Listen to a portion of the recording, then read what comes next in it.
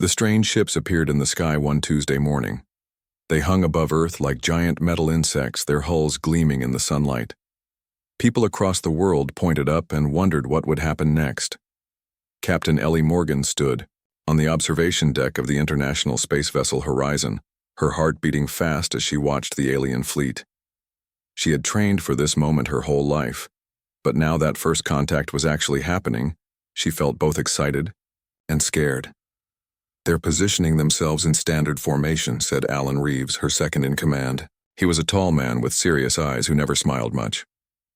"At least we think it's standard. We don't really know what standard is for them." "Any response to our greeting message?" Ellie asked. Alan shook his head. "Nothing yet. But their ships haven't powered weapons, so that's something." The world watched and waited.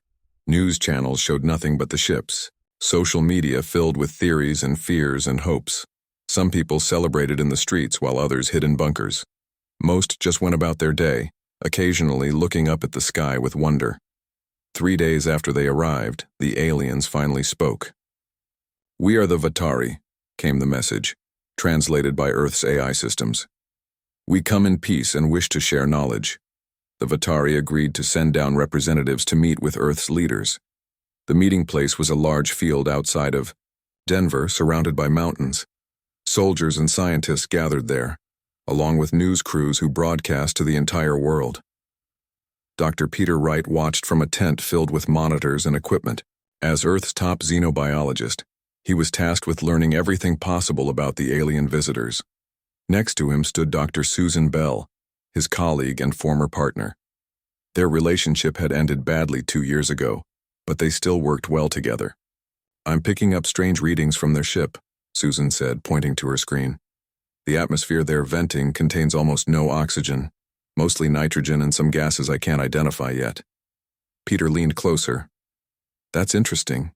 Very different from our air." The Vatari ship landed softly on the field. After a few minutes, a door opened and 3 figures stepped out. They moved carefully in what looked like protective suits. The creatures inside were unlike anything humans had seen before. They had 6 limbs with multiple joints, transparent outer shells, and clusters of eyes that shifted colors as they moved. "They look like a cross between insects and jellyfish," Peter whispered. One of the Vatari stepped forward and made a series of clicking sounds. The translation came through speakers set up around the field. "We greet the people of Earth and wish to establish friendly relations." President Laura Murphy stepped forward as Earth's representative. "We welcome you to our world and look forward to peaceful exchange between our peoples." What followed was a week of careful talks. The Vatari seemed interested in Earth's cultures and technologies. They offered to share some of their own knowledge, especially about space travel. Many people felt hopeful about this new friendship among the stars, but not everyone. Commander Greg Nelson noticed things that worried him. The Vatari never removed their protective suits, even when offered special rooms with their preferred atmosphere. They asked many questions about Earth's defense systems and population centers, and most concerning, they began placing small devices in cities across the globe. "They say they're atmospheric monitors," Greg told his superior, General Carol Fleming, during a private meeting. "But our scans can't determine their actual purpose, and why do they need so many?" General Fleming sighed. "The State Department says they're gifts to help us study our own environment. We've been ordered to let them continue." "I don't like it," Greg insisted. "And have you noticed their ships are moving to lower orbits? They're positioning themselves over major cities." "I've noticed," Fleming said quietly. "But right now, our orders are to cooperate fully. The President believes this contact will benefit humanity." At the Global Space Initiative headquarters in Houston, Susan Bell made a discovery that sent chills down her spine. She rushed into Peter's lab, her face pale.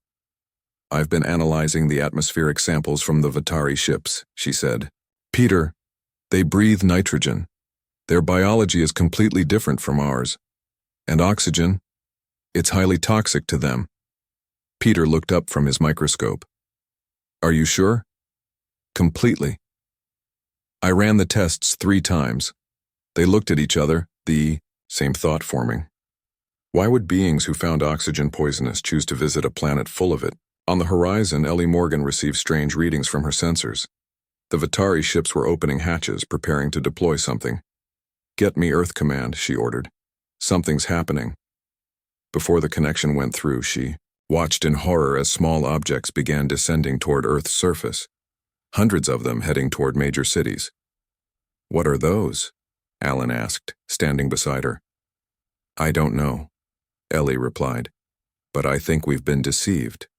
On Earth, Greg Nelson was monitoring satellite feeds when he saw the objects falling. He immediately called General Fleming. "They've launched something, we need to shoot them down." "We don't know their weapons," Fleming replied, but her voice wavered. "If we attack now, we could start an interstellar war. If we don't, we might not survive to fight one," Greg argued. The decision came too late. The objects deployed in the upper atmosphere, releasing a colorless, odorless gas. Within hours, Earth's oxygen levels began to rise sharply. In Chicago, Nurse Diane Kelly was finishing her shift when patients began arriving in the emergency room. They complained of dizziness, headaches, and confusion. Some had seizures. The hospital quickly filled beyond capacity. Her brother Frank, a lung doctor, rushed between patients. "It's like they're all suffering from oxygen toxicity," he told Diane. "But that's impossible without pressure chambers or pure oxygen environments." Outside, more people collapsed on the streets. Others seemed fine, just confused about what was happening. In space, the Vitari ambassador suddenly cut off all communication. Their mothership moved away from the horizon, keeping a safe distance as the smaller ships continued releasing gas into Earth's atmosphere. Ellie tried repeatedly to contact them. "Why are you doing this? We offered friendship." When the reply finally came, it was cold and direct. "Your species is a disease on this planet. We have seen worlds like yours before, where oxygen breathers destroy the natural balance. We cleanse such worlds, making them suitable for proper life forms. Soon your atmosphere will reach levels toxic to your kind, but perfect for those who deserve this planet more." As oxygen levels rose from Earth's normal 21% to nearly 30%, many humans grew sick. Some died. But strangely, others seemed completely unaffected. In fact, some appeared to be getting stronger. Peter Wright noticed it first in the lab. Young assistant Lisa Powell had been working for 18 hours straight without tiring. "I just feel really good," she said when he questioned her. "Better than I've ever felt, actually." Similar reports came in from around the world. While many struggled with the changing atmosphere, a significant portion of humanity was adapting. Somehow, their bodies were processing the extra oxygen efficiently. The Vitari watched from their ships, clearly waiting for humanity to collapse completely. But as days passed, something unexpected happened. Humans weren't just surviving. Many were thriving, and the aliens began to panic. 6 weeks had passed since the Vitari released their oxygen bombs. The world had changed in ways no one expected. Earth's atmosphere now contained 35% oxygen instead of the normal 21%. The aliens had planned for this to kill humans. Instead, something amazing was happening. In Chicago, Nurse Diane Kelly walked through hospital halls that were much emptier than before. During the first days after the attack, they had been full of sick people. Now, most had either died or recovered. But the ones who recovered weren't just better. They were different. "My patient in room 402 was an old man with heart problems," she told her brother Frank during lunch. "Now he's running laps around the hospital garden. It makes no sense." Frank nodded. He had seen similar cases. Their bodies are using the extra oxygen somehow. Not everyone can do it, though. About 60% of people seem able to adapt. The rest still struggle. "Why us?" Diane asked. "Why can some people handle it and others can't?" "Scientists think it's in our DNA," Frank said. "Something from long ago, when Earth's atmosphere was different. Most species would die with this much oxygen, but humans are special, I guess." Outside the hospital, the city looked almost normal. People walked the streets, went to work, lived their lives. But if you looked closer, you could see changes. People moved faster, they didn't get tired as easily. Some showed increased strength and better thinking. John Weathers had been a college student with asthma before the attack. He used to carry an inhaler everywhere. Now he ran 10 miles every morning and never felt out of breath. "It's like I'm a different person," he told his roommate after returning from his run. "I used to get winded climbing stairs. Yesterday I helped move a couch by myself, a whole couch." Scientists around the world studied these changes. In a laboratory in Boston, Dr. Lisa Powell and Dr. George Martin examined blood samples from people who had adapted well to the new atmosphere. "Their red blood cells have changed shape," Lisa said, looking through a microscope. "They carry more oxygen, but don't get damaged by it. And look at these muscle tissue samples. They're using oxygen much more efficiently." George looked at the test results on his computer screen. Brain scans show increased activity too. People are thinking faster, remembering more. It's like, we've been running at half power our whole lives and now someone turned up the dial. But the Vatari hadn't given up. Their ship still circled Earth, watching and waiting. They had expected humans to die quickly. When that didn't happen, they seemed unsure what to do next. In a secret underwater research facility near Hawaii, Commander Olivia Sanderson led a team working on a plan to fight back. The facility had been built years ago as a last resort base in case of global disaster. Now it served as headquarters for Project Counterattack. "The Vatari ships are still vulnerable to our missiles," she told her team during a meeting. "But we need to improve our space fleet first. We need ships that can operate in this new atmosphere." Engineer Kyle Bishop stood up. He was younger than most people in the room, but since the oxygen change, his mind worked like never before. He had designed 3 new engine systems in just the past week. "I've modified our existing ships to use the extra oxygen as fuel," he said. "It makes them faster and more powerful. We can be ready for a test flight in 2 weeks." Olivia nodded. "Good. The sooner we can fight back, the better." At another table, communications specialist Ryan Clark listened to intercepts from the Vatari fleet. Thanks to the oxygen change, his hearing had improved so much he could detect patterns in the alien language that the translation computers missed. "They're arguing among themselves," he told Olivia later. "Some want to leave Earth and never come back. Others want to try different weapons. They're scared of us now." "They should be," Olivia said. Around the world, other changes were happening. Plants grew faster in the oxygen-rich air. Forests expanded. Crops produced more food. This helped feed people as they adapted to their new bodies, which often needed more calories than before. Not everything was positive. Some animals struggled with the new atmosphere. Certain insects grew larger. Fires burned hotter and spread faster when they started. But humans adapted to these challenges too, developing new firefighting techniques and pest controls. In a research center in Colorado, scientist Helen Wagner studied children born after the oxygen change. These babies developed differently from normal children.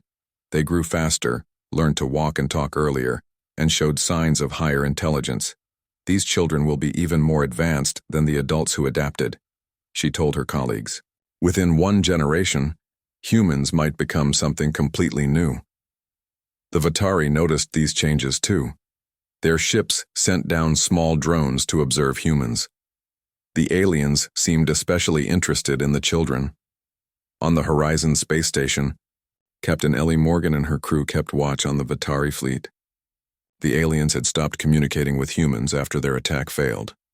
But Ellie's team could track their movements and sometimes intercept their signals. "They're bringing in larger ships," Alan Reeves reported one day. 3 more arrived. Yesterday, they're gathering just beyond the moon. Ellie studied the radar screen. "Are they planning another attack?" "Maybe," Alan said. "Or maybe they're just observing. Either way, we should be ready." Earth's governments had united after the attack. Old enemies now worked together against the alien threat. Scientists shared discoveries. Militaries combined forces. A plan was forming to not just defend Earth, but to take the fight to the Vatari. President Laura Murphy addressed the United Nations 10 weeks after the attack. Leaders from around the world gathered to hear her speak. "The Vatari thought they were bringing our extinction," she said. "Instead, they have given us a gift. We are stronger now, faster, smarter, and we are united as never before. We will not only survive, we will thrive, and we will show these aliens that humanity cannot be so easily destroyed. The speech was broadcast worldwide. People cheered in the streets. For the first time since the attack, many felt hopeful about the future. In space, the Vitari ships moved restlessly. Their plan had failed. The species they had tried to poison was growing stronger every day, and now those same humans were looking to the stars with new determination in their eyes. The oxygen bombs had been meant to end humanity. Instead, they had awakened something that had been sleeping inside humans for thousands of years. Something powerful. Something the Vitari were beginning to fear, and they were right to be afraid. 4 months had passed since the oxygen attack. Earth had changed in ways no one could have predicted. Humans weren't just surviving in the oxygen-rich air. They were becoming something more. In Seattle, John Weathers ran up the steep hill to his apartment building without stopping. Before the attack, his asthma would have made this impossible. Now he wasn't even breathing hard when he reached the top. He passed his elderly neighbor, Mrs. Garcia, who was carrying groceries up the stairs. "Let me help you with those," John said, easily taking all 4 heavy bags. Mrs. Garcia smiled. "Thank you, dear. Isn't it strange? I used to need my son's help with shopping. Now I only need help with the heaviest bags, at my age." This was happening everywhere. Older people felt younger. Sick people got better. Athletic people became even stronger. Humans were adapting in amazing ways. At the underwater research facility, Commander Olivia Sanderson reviewed the latest reports. Project Counterattack was moving faster than expected. Engineer Kyle Bishop and his team had completed the modifications to Earth's space fleet in half the planned time. The test flights were successful, Kyle told Olivia. The new engines use the extra oxygen to generate more power. Our ships are now twice as fast as before. "What about weapons?" Olivia asked. Kyle smiled. "We've developed something special. Dr. Carter's team created bombs that release concentrated nitrogen. They won't harm humans, but they should be toxic to the Vitari. So we're using their own trick against them," Olivia said. "Good." Ryan Clark, the communications specialist, rushed into the room. "Commander, you need to hear this. I've intercepted new messages from the Vitari fleet." He played the recording, now translated into English. The alien voices sounded worried. "The humans are not dying as expected. Their adaptation is unprecedented. We must consult the High Command for new instructions." Another voice answered, "The High Command is concerned. No species has ever survived oxygen saturation at these levels. Some younger crew members are suggesting retreat." Olivia looked at her team. "They're scared of us now. That gives us an advantage." Across the world, humans prepared for possible war with the aliens, but they also embraced their new abilities. Sports records were broken every day. Students learned at incredible speeds. Workers completed projects in half the normal time. In Denver, scientist Helen Wagner continued studying the children born after the oxygen change. These children, now being called oxygen babies, were developing even faster than expected. "Look at this," she told her colleague, Dr. Paul Davis. She showed him videos of a 6-month-old baby already walking and speaking simple words. "This child is developing at twice the normal rate." Paul watched in amazement. "And brain scans?" "Off the charts," Helen said. "These children may grow up to be smarter than any humans in history." In Washington, President Laura Murphy met with her military advisors. General Carol Fleming presented the latest defense plans. "We're strengthening our position, Madam President. The space fleet will be ready for offensive operations within 2 weeks. Ground-based defenses are already at full capacity." "And what about civilian responses?" the President asked. "Better than we hoped," replied Dr. Peter Wright, who had been studying human adaptation. "About 80% of the population has now fully adjusted to the new atmosphere. Many show enhanced abilities. The remaining 20% are stable with medical support." The President nodded. "And the Vitari? What are they doing?" "Watching and waiting," General Fleming said. "They've brought in more ships, but they haven't made any aggressive moves since the initial attack." "They're studying us," Peter added. trying to understand how we survived. I don't think they've ever encountered a species like ours before. In orbit around Earth, Captain Ellie Morgan and her crew on the horizon kept careful watch on the alien fleet. The Vatari ships maintained their distance, occasionally sending small probes toward Earth to collect data. They're scanning population centers again, Alan Reeves reported, focusing on schools and hospitals this time. They're interested in the children, Ellie said, and in how we're adapting medically. Should we shoot down the probes? Alan asked. Ellie considered this. No, let them look. Let them see what they've created. Maybe they'll think twice before attacking again. On the ground, life continued to change. Farms produced more food than ever before. The extra oxygen helped plants grow faster and larger. This was good, because adapted humans needed more food to fuel their enhanced bodies. Cities were changing too. People worked together to redesign buildings and transportation systems to take advantage of their new abilities. Stairs replaced elevators, in many places. Bicycle lanes expanded as more people chose to ride or run rather than drive. In Chicago, Nurse Diane Kelly had been promoted to head of a new research ward studying oxygen adaptation. Her brother Frank worked with her, leading a team of doctors. We've identified the genetic markers that determine adaptation success, Frank told her. It's fascinating. These genes date back to when Earth's atmosphere had higher oxygen levels, millions of years ago. They've been dormant in our DNA all this time. So the Vatari accidentally woke up something ancient in us? Diane asked. Exactly, Frank said. They had no way of knowing that humans carry this genetic memory. No other species they've encountered had it. In Boston, scientists Lisa Powell and George Martin made another important discovery. They found that human brain cells functioned better in the oxygen-rich environment. It's like our brains were designed for more oxygen all along, Lisa explained to a group of colleagues. Areas that were dormant before are now active. People report better memory, faster learning, and even new abilities like improved pattern recognition. Could this affect human evolution?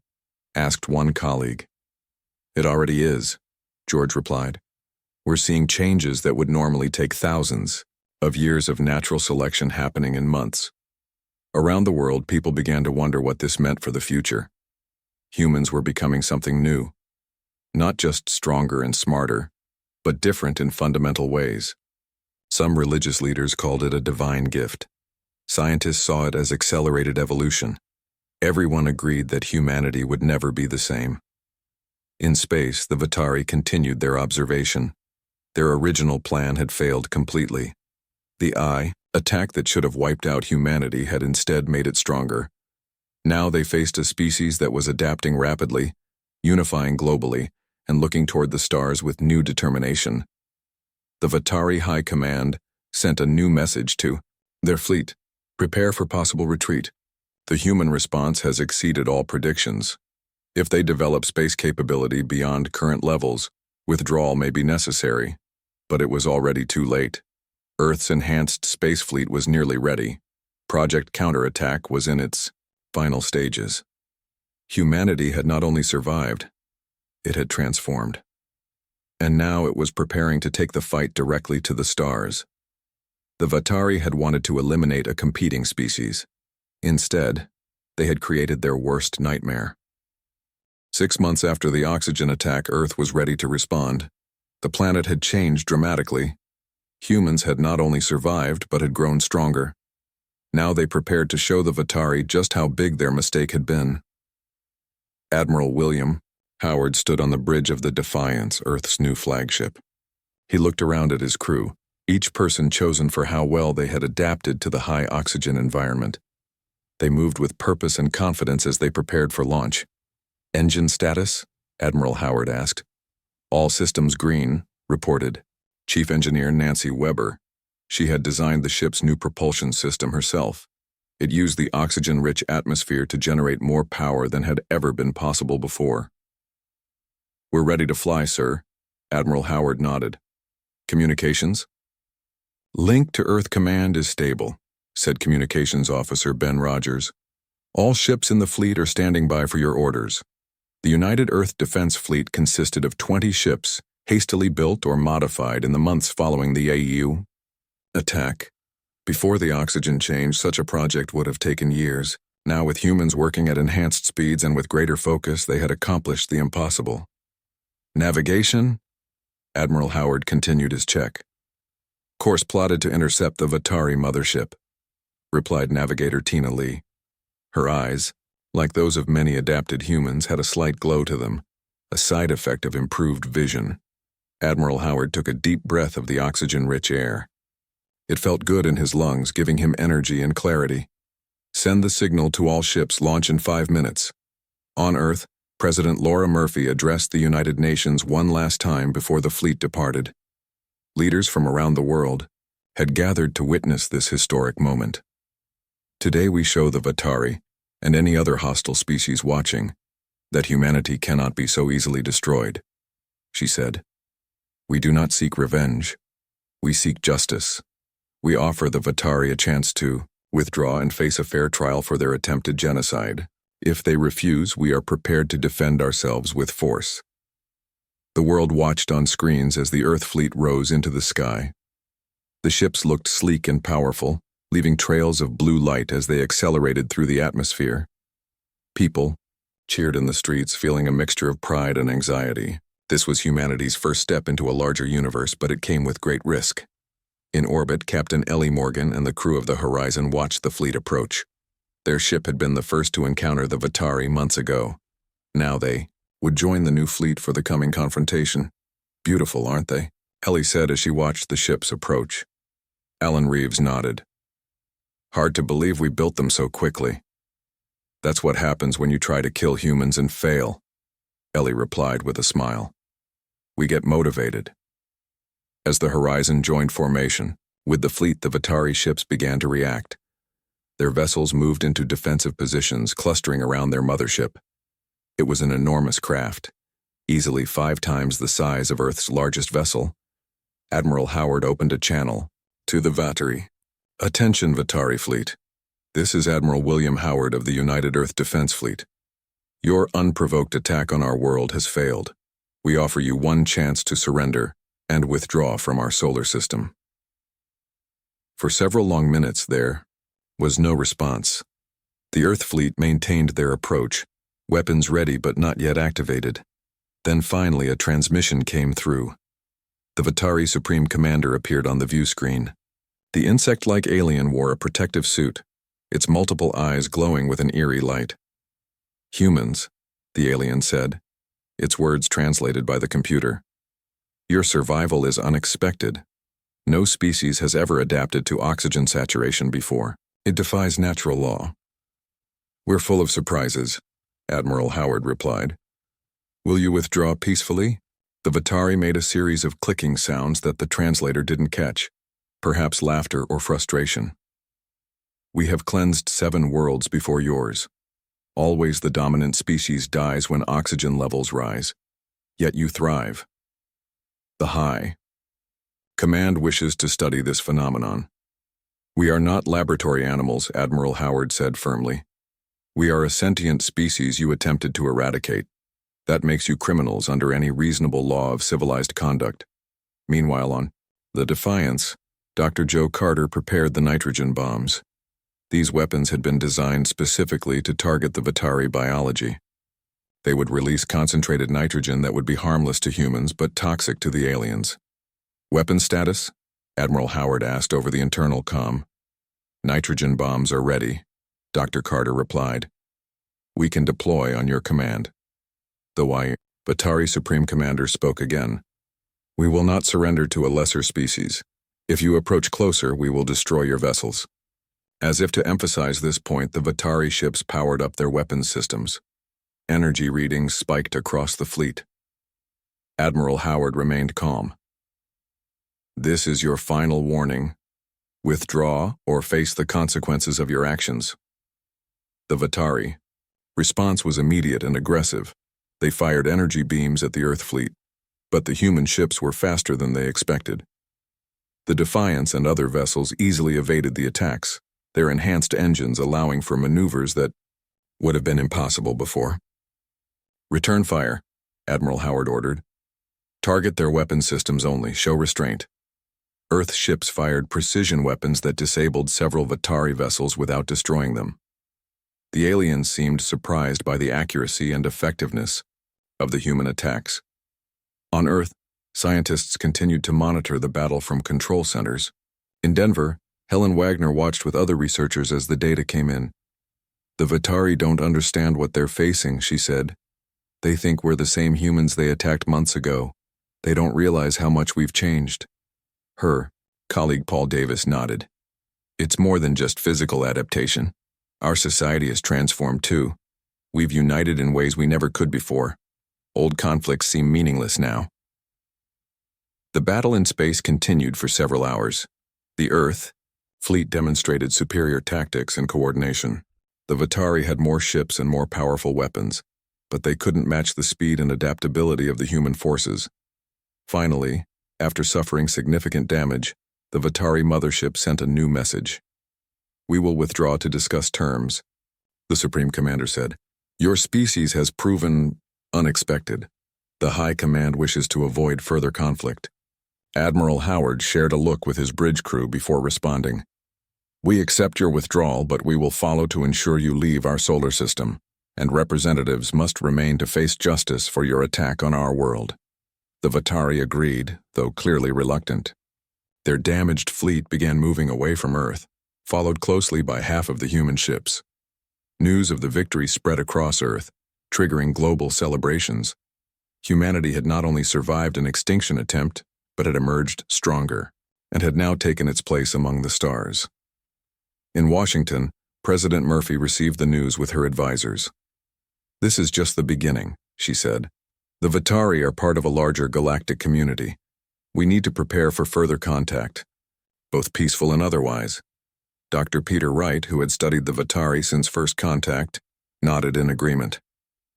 "They mentioned 7 other worlds they've cleansed. We should find those planets. There might be survivors who need help."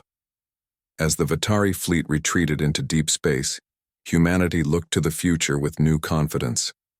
The oxygen that was meant to be their doom had become their greatest advantage, and the universe would soon learn that humans were not to be underestimated. 1 year had passed since the oxygen bombs fell to Earth. The world was not the same place it had been before. Humans were not the same species they had been before. And the galaxy was beginning to notice. Captain Samantha Klein stood on the observation deck of the Defiance, looking down at the blue planet below. Earth looked peaceful from space, its land masses greener than they had been a year ago. The high oxygen atmosphere had caused plants to grow faster and larger, covering areas that were once desert or barren land. "Beautiful view," said Lieutenant Carl Hayes, joining her at the window. "Yes," Samantha agreed. "Hard to believe how much has changed in just 1 year." The Defiance was preparing for a new mission. After the Vatari retreat, humanity had not simply celebrated and moved on. They had prepared, expanded, and reached out to the stars with new purpose. "Status report?" Samantha asked as they walked to the bridge. "All systems ready," Carl replied. "The diplomatic team is on board. Dr. Eric Shaw arrived an hour ago with his staff." "Good, and our guests?" "The Vatari representatives are in their quarters. They seem nervous." Samantha nodded. "They should be." After the battle 6 months ago, 3 Vatari ships had remained behind as part of the peace agreement. Their crews now served as representatives to face judgment for the attack on Earth, but also as reluctant guides to the wider galactic community. On the bridge, Samantha took her captain's chair and reviewed the mission details one last time. The Defiance would travel to the Galactic Council headquarters, where representatives from many alien civilizations gathered. Humanity would introduce itself to the galaxy and present evidence of the Vatari's attempted genocide. "All departments, report ready, Captain," said First Officer Jack Wilson. "Very well. Begin launch sequence." As the Defiance rose from Earth orbit, other ships joined it. A small fleet that would represent humanity on its first official diplomatic mission to the stars. Back on Earth, millions watched the departure on screens and cheered the beginning of a new era. In her private quarters on the Defiance, Dr. Donna Lewis reviewed her notes. As Earth's primary representative to the Galactic Council, she carried a heavy responsibility. A former international diplomat, she had adapted exceptionally well to the oxygen change, with enhanced mental processing that helped her memorize alien customs and protocols in record time. The Vatari have attempted this cleansing 7 times. Before, she mumbled to herself, reading reports. Always successfully, until us. A knock at her door interrupted her thoughts. Enter, she called. Chief Diplomat Eric Shaw came in, carrying more files. His role would be to present Earth's case against the Vatari. I've been speaking with the Vatari representatives, he said. They're worried about how the Council will react to our evidence. They should be worried, Donna replied. They've been eliminating competing species across this sector of the galaxy. That violates even their own laws. Yes, but there's something else, Eric said, sitting down. They keep asking about our children, the ones born after the oxygen change. They seem almost afraid of them. Donna considered this. The oxygen babies were developing at remarkable rates. At just 1 year old, many could already speak in full sentences, solve complex puzzles, and show signs of abilities that scientists were still trying to understand. Perhaps they realize what they've done, she said. They didn't just fail to kill us, they accelerated our evolution. 2 weeks later, the Earth fleet arrived at the Galactic Council station. It was an enormous structure, like a metal city floating in space. Ships of many strange designs moved around it, carrying representatives from dozens of alien civilizations. The Defiance docked at an assigned bay. Captain Samantha Klein led the Earth delegation through the airlock, where they were met by Council security officers, tall reptilian beings with ceremonial armor and weapons. Welcome to the Council station, said one in surprisingly good English. We have been monitoring your approach. Your presence has caused quite a stir. We appreciate your welcome, Samantha replied formally. The Earth delegation was escorted to temporary quarters to prepare for the Council session. The Vatari representatives were taken elsewhere, presumably to meet with their own kind. The next day, the Grand Chamber of the Galactic Council was filled to capacity. Beings of every imaginable shape and form occupied the tiered seating around a central speaking floor. Many used translation devices to whisper among themselves as the humans entered. The council leader, a tall being with pale blue skin and 4 arms, called for order. Today we welcome representatives from a previously uncontacted world, Earth. They come with serious allegations against Council member Vatari. Donna Lewis and Eric Shaw walked to the center of the floor. Behind them stood Captain Klein and her security team. The Vatari delegation sat across the chamber, their insect-like forms hunched in their protective suits. Honorable Council, Donna began, we come seeking justice. 1 year ago, the Vatari attempted to eliminate our species by altering our planet's atmosphere. They released what they called oxygen bombs to raise oxygen levels to what they believed would be toxic to humans. Murmurs spread through the chamber. Many aliens seemed shocked. We have evidence, Eric continued, activating a holographic display that showed the attack and its aftermath. The Vatari have admitted to us that they have used this method 7 times before to eliminate other oxygen-breathing species they considered competitors. The council leader raised 2 of his 4 hands for silence. These are grave accusations. Vatari representative, how do you respond? The Vatari Supreme Commander rose. The humans survived what no species should have. Survived. They adapted to oxygen levels that would kill any normal life form. They are dangerous and unpredictable. We acted to protect the galactic order. By committing genocide? Donna asked sharply. By eliminating a potential threat, the Vatari insisted. Look at what they have become in just 1 year. Imagine what they will be in 10 years or 100. Their children already show abilities beyond normal evolution. The council chamber erupted in concerned discussion. The council leader called for order again. We will examine the evidence thoroughly, the leader said. If these accusations are proven true, the Vatari will face severe consequences under our laws. Over the next several days, evidence was presented. The Vatari could not deny their actions, especially when representatives from other worlds came forward with suspicions about the mysterious atmospheric events that had eliminated promising species on nearby planets. Finally, the Council reached a decision. The Vatari were found guilty of multiple violations of galactic law. Their punishment included reparations to Earth, restrictions on their fleet movements, and a requirement to help restore the worlds they had damaged. But perhaps the most significant outcome was not the punishment of the Vatari, but the new position Earth gained in the galactic community. Many civilizations were fascinated by humans' ability to adapt and evolve rapidly. Trade agreements were proposed. Cultural exchanges were planned. Earth was no longer alone in the universe. As the Earth delegation prepared to return home with news of their diplomatic success, Donna Lewis had one final meeting with the Council leader. "Your species is remarkable," the leader told her. "In 1 year you have accomplished what takes most civilizations centuries." "We had motivation," Donna replied with a smile. "Nothing unites humans like a common threat." "The oxygen change has altered your path forever," the leader said more seriously. "Your children will be different than you. They may become something this galaxy has never seen before. I hope they will use their gifts wisely." "So do I," Donna said. "But that's always been the human story, adapting, changing, moving forward. The Vatari didn't destroy us with oxygen. They just helped us find something that was already inside us." As the Defiance broke orbit from the Council station, Captain Samantha Klein plotted a course for Earth. But she knew this was just the beginning. Humanity had survived its trial by oxygen and emerged stronger.